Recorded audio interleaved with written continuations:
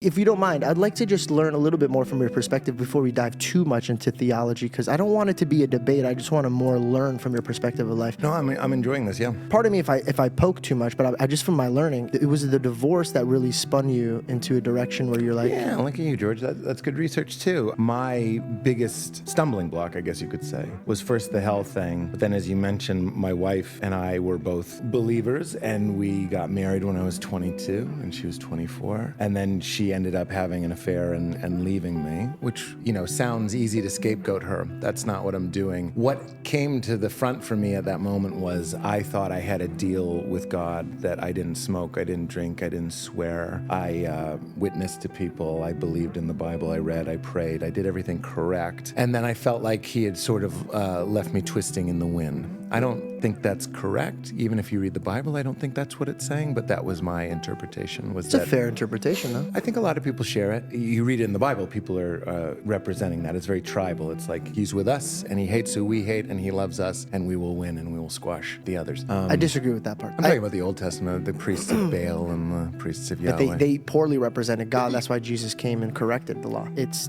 what I believe, too, and it was like a very wrong mindset. But I could see why you would be frustrated when you weigh your works out and you're like, this doesn't make sense. This guy's a piece of shit. And he cheats on his wife, but his wife is so good to him and loves him, and yet I'm here and I serve you and I go and I preach the gospel and I want to be with the youth, and I never even looked at another woman, let alone flirted with her, let alone cheated, and yet you gave me a bride that broke me. So yeah, I understand why you would shake your fist at the Lord. What happened was I married a woman, and I thought because I had done everything right that I would be protected, and that wasn't the case. And that made me think, well, if I'm paying into this protection service and it's not protecting me, I'm going to have to rethink what God is. Or really, maybe a more apt analogy is like the mafia. It's like I was paying a percentage of my earnings to the mafia, and yet my bakery was still burned down. That's how I felt. And that really freed me in this really strange way to not believe anything. So I kind of emptied the room.